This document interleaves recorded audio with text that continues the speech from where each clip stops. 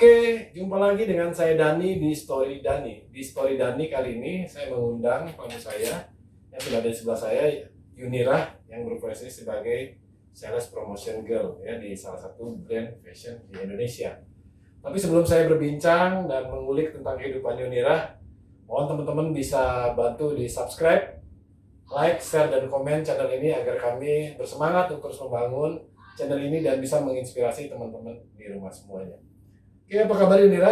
Baik. Ya, oke. Hari ini kita akan bicara tentang Yunira nih. Nah, tapi sebelum kita bicara tentang Yunira, mungkin teman-teman perlu tahu dulu nih, Yunira ini siapa dan apa gitu. Jadi Yunira bisa perkenalkan diri lah secara singkat buat teman-teman.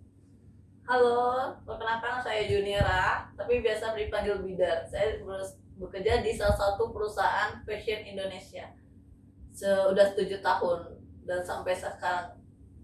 Oke, tadi dipanggil namanya Bidar. Yunira, tapi panggilnya Bidar. Bidar ini apa nih sebenarnya nih? Bidar itu singkatan dari bidadari. Oh my god, bidadari ya. Jadi dipanggilnya Bidar itu dari Iya. kata bidadari. Bidadari. Oke. Bidar udah 7 tahun kerja di Di salah satu di perusahaan SPG ya, Sales Promotion Girl. Nah, kalau boleh tahu Bidar ini statusnya apa nih? Terdaftar, diakui atau apa nih? Atau sudah apa nih? Maaf, mungkin saya hari ini saat ini sebagai single mom statusnya. Oh, jadi punya anaknya berapa? Punya anak 1 cowok. Oh, punya anak 1 cowok. Oke. Nah, berarti Bidar menghidupi 1 orang putra putri. Putra. Ya. Nah, kalau boleh tahu lagi nih, Bidar single mom berarti dulunya pernah punya suami atau bagaimana nih ceritanya? Awalnya saya ditinggalin saat Ntar dulu, kita cerita dulu nih. Bidar nikah dulu dong sebelum ditinggalin. Cerita dulu.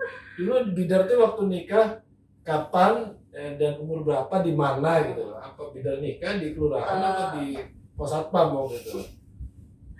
Waktu itu aku kenal sama mantan suami di salah satu perusahaan dia juga di PT Keramik. Oh, PT Keramik. Nah, itu kita pacaran setahun dan dia pun mau serius untuk lebih lanjut dan saya pun menerima, tapi kita tidak nikah, maksudnya itu tidak nikah yang rame-rame gitu. Oke, Cuma itu Bidar usia berapa aja. waktu itu? Waktu itu masih usia 26 tahun. Oh, Bidar 26 tahun. Iya. Suami usia berapa waktu itu?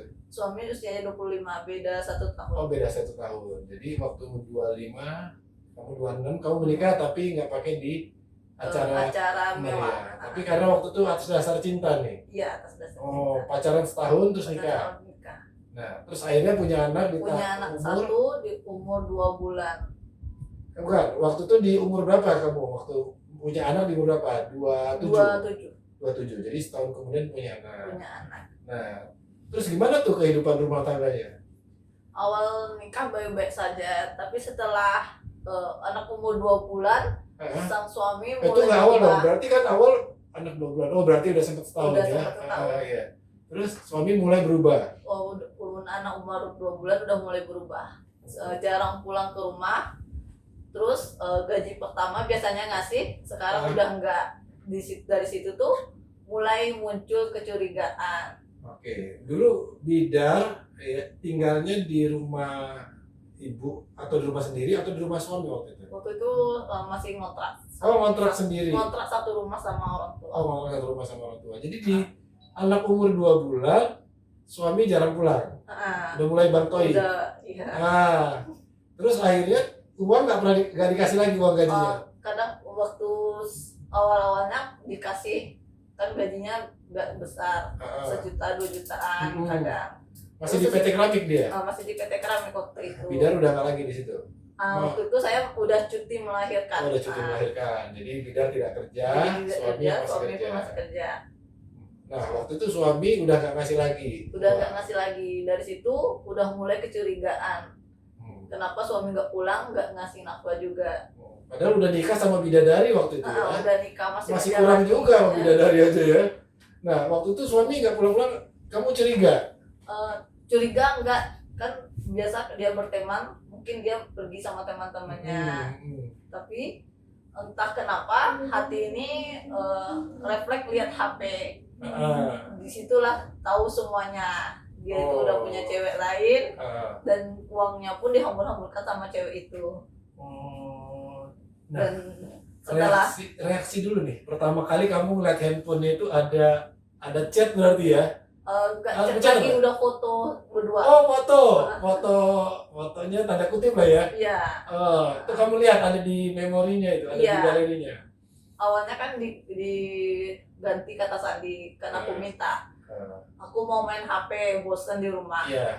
Dibukanya HP. Hmm. Di WA itu terhapus semua chat-chat, Chat nggak ada yang satupun. iya. Jadi adalah satu chat masuk, namanya nggak ada, cuma nomor HP-nya ada. Waktu itu kamu lagi main. Lagi main. Ah, Jadi dia chat, bang fotonya dihapus nggak? Tuh aku kaget. iya.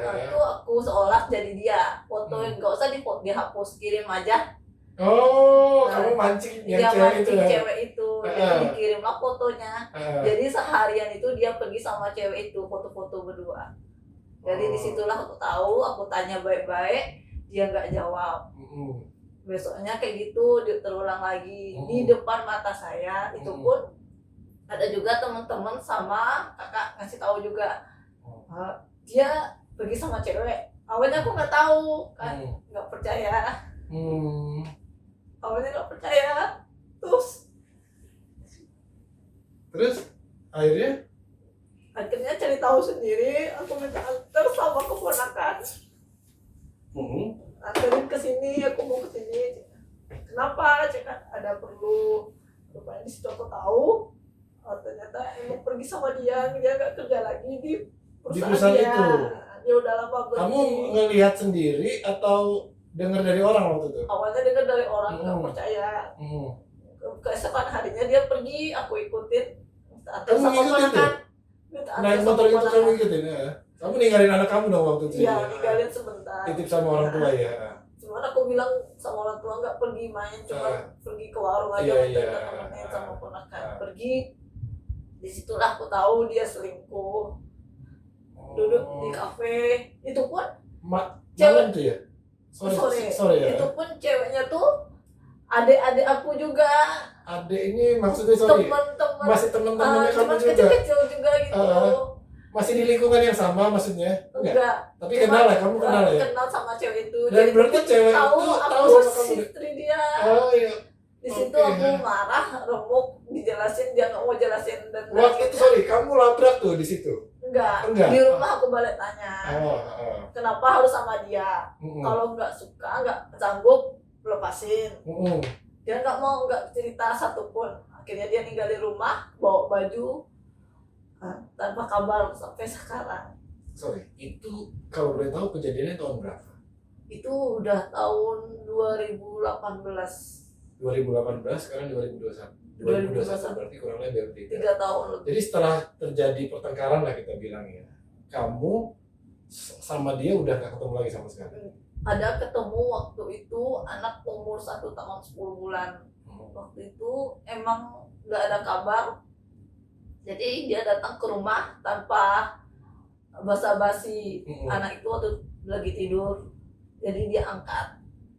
Jangan ganggu dia tidur. Tapi kamu ada di situ waktu itu? Ada. Terus gimana waktu itu? Aku reaksi. Setelah sekian lama gak ketemu, tiba-tiba dia nongol, gimana reaksi kamu?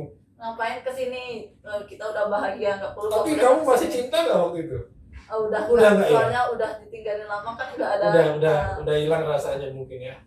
Waktu ditinggalin umur anak 2 bulan, nangis, terpuruk. Sempat berapa lama tuh terpuruk tuh karena ditinggalin suami? Udah cuman sebentar, cuman nangisnya tuh berketerusan hingga aku masuk rumah sakit.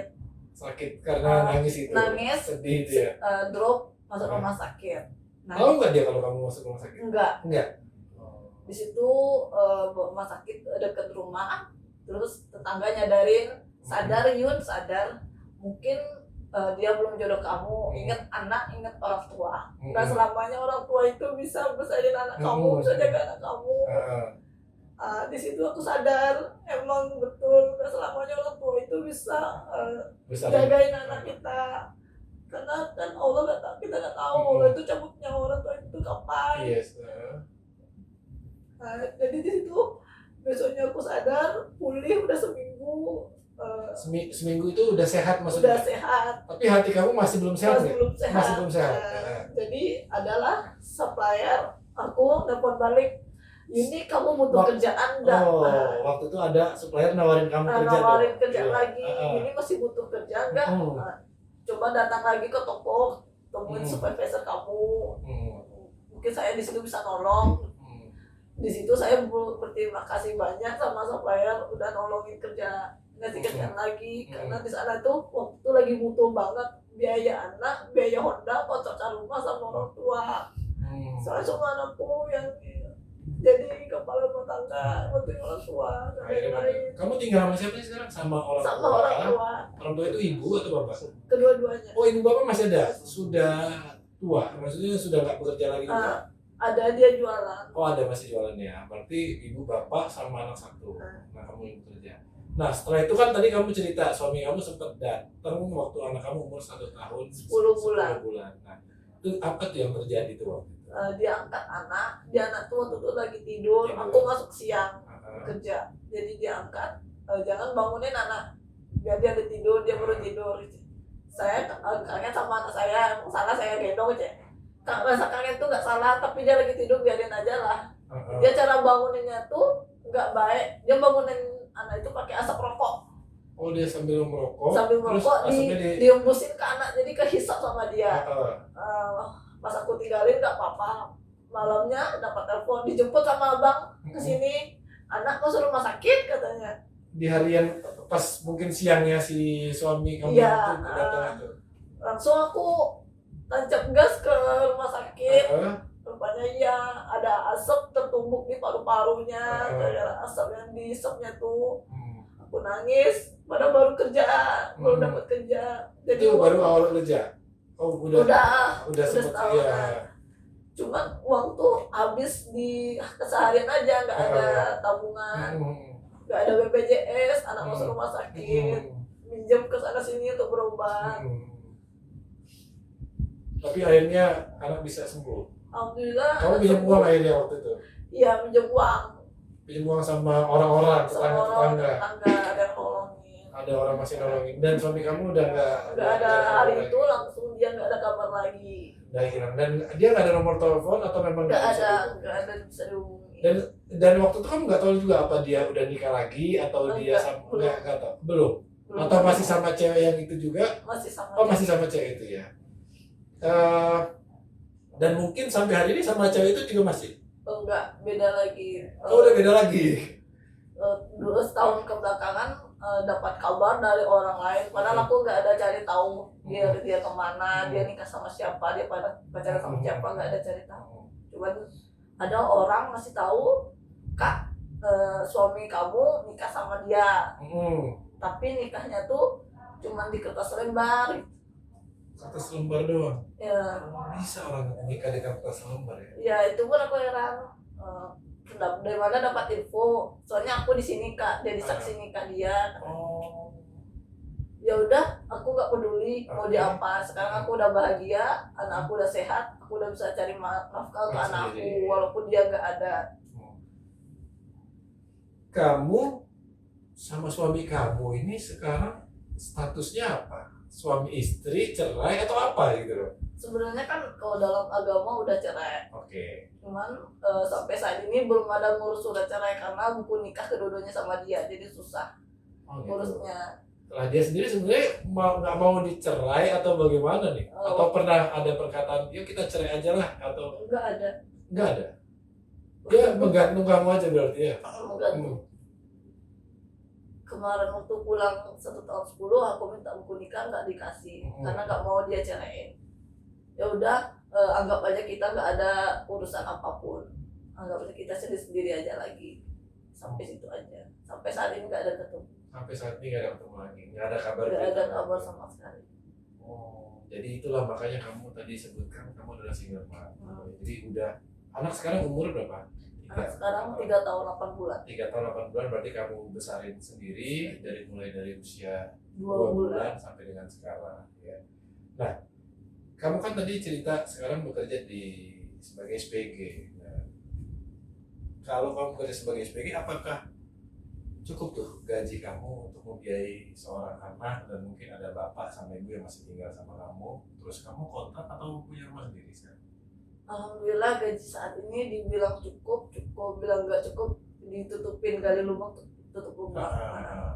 Jadi cukup bayar rumah, bayar hutang, sama beli keseharian aja untuk anak. Masih bisa ya cukupin? Masih bisa gaji. cukup. Nah, kalau kamu, motivasi kamu untuk bekerja saat ini apa? Motivasi itu buat keluarga dan anak. Anak ya, jadi paling Nah, berat itu anak ya. Nah mungkin kita selamanya itu mengharapkan orang tua. Orang tua tuh dia kan udah hari tuanya, udah butuh istirahat. Nah, mungkin kita mengharapkan dia selamanya. Makanya saya milih bekerja sampai saat ini, bertahan demi anak dan keluarga. Berat nggak buat kamu sambil seorang wanita? Biasanya ada sih wanita banyak yang bekerja, tapi mungkin kalau dia sudah bersuami berarti kan suaminya juga turut membantu.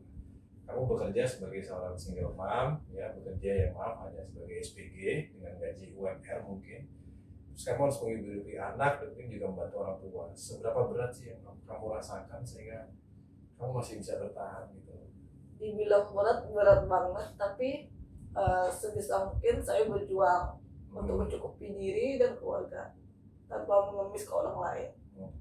Kamu pernah nggak dapat semacam hambatan, kendala atau mungkin cibiran tetangga atau apa gitu selama kamu ya ini udah tidak bersuami, mungkin ada nggak yang pernah kamu rasakan? Ada. Kadang dibilang cewek dibilang ya cewek dibilang nggak tahu diuntung, dibilang murahan, banyak janda tidak laku, cewek tidak laku, banyak. Tapi aku nganggapnya sepeda aja. Biarlah orang ngomong kayak gitu, tapi aku nggak terbalas karena aku menghidupi dan bertahan untuk anak. Iya. Tapi sakit nggak buat kamu atau kamu kuat-kuatin karena ya memang tadi kalau anak tadi gitu? Tidak. Sebenarnya gak kuat, tapi bertahan untuk hidup aja, dibagi-bagiin, dibikin senyumin aja. Jadi kamu tutupi dengan senyum aja ya, kalaupun ada orang yang berbicara nggak baik terhadap kamu ya. Memang ya saya pikir ya cukup berat karena seorang wanita untuk menghidupi seorang anak di zaman yang sekarang. Oke, sekarang kita bicara pekerjaan. Kalau pekerjaan Yunira sekarang udah berapa lama jadinya bekerja semenjak dari memutuskan awal yang di telepon supplier itu? Dari supplier itu dia nelfon butuh kerjaan enggak? Ya saya butuh Pak, tapi nggak bisa di toko yang lama. Harusnya kamu diroleh ke toko yang baru. Ya nggak apa-apa, biarlah kerjanya jauh. Yang penting anak bisa makan, bisa sehat. Pokoknya kecukupan semuanya. Gimana pun caranya pergi kerja, diusahain. Kalau diantar sama keponakan tiap hari, aku mau. Ojek pun bisa. Pokoknya kerja untuk anak. Jauh. Rumah kamu dari tempat kerja cukup jauh? Cukup jauh. Cukup jauh. Jadi kamu mengandalkan orang lain atau naik ojek untuk berangkat bekerja. Kalau pulang malam? Pulang malam ada teman. Oh bisa. Teman. Kamu jadi kadang cari teman untuk pulang ke arah yang sama? Iya, arah yang sama. Itu kamu merasa malu nggak sih, atau udahlah saya udah nggak ada malu, nggak ada gengsi lagi, yang penting saya kerja, terserah deh saya mau ikut siapa mungkin, atau ya gimana lagi gitu ya, kondisi terpaksa gitu? Tidak. Itu butuhnya sih kesadaran sendiri. Mau ada teman yang nerima apa padanya, alhamdulillah. Mau nggak ada, terserah teman tuh mau nerima aku, mau nggak terserah dia. Yang penting aku bertemanya baik-baik aja. Dan alhamdulillah selalu dapat tumpangan untuk pulang ya. Oke, Bidar kan salah satu motivasinya kan anaknya ya. Nah, kalau Bidar sendiri nih sebagai orang tua yang mungkin sekarang bekerja jadi SPG, apa sih yang Bidar harapkan dari Bidar bekerja ini, sama apa yang Bidar harapin dari anak Bidar gitu, supaya nanti anak gua harus jadi apa, sehingga membuat motivasinya tambah kuat gitu. saya bekerja untuk anak, untuk mencapai cita-citanya. Biarlah saya susah, nggak bahagia. Oh gitu ya. Jadi apapun yang terjadi, Apa yang terjadi, semuanya demi anak. Mau ngutang ke sana sini, insya Allah semua tertutupi, tercukupi. oh gitu ya. Jadi pokoknya penting anak ya saudaranya. Kalau Bidar sendiri, apa yang Bidar pikirin buat diri Bidar? Mungkin Bidar berpikir, oh saya udah lelah juga nih ngurus anak sendirian. Tapi kondisinya belum cerai ya, agak sulit buat Bidar misalnya untuk mendapatkan penggantinya lah ya. Atau Bidar ada ini nggak apa nih klien atau misalnya ada nggak pikiran saya mau mencari penggantinya?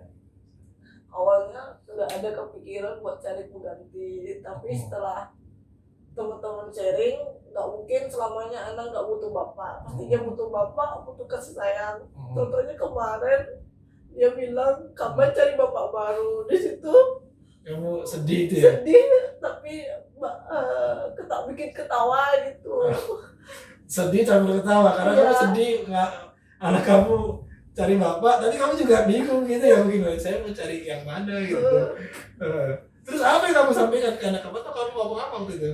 Untuk ngomong sama dia, kan dia udah mulai besar ya berarti ya. Terus aku bilang belum saatnya untuk cari bapak, untuk sekarang cari makan aja dulu, yang penting makan. Nanti kalau nggak kerja bapak mau beli mainan, mau beli mainan gimana? Kan tahu minta mainan terus. Cuma gitu aja. Dia ketawa, aku mau ketawa mau nangis susah. Dibawa ketawa aja sama dia. Iya, udah banyak masalah, maksudnya udah banyak kegetiran hidup, mungkin akhirnya ditertawakan aja jadinya.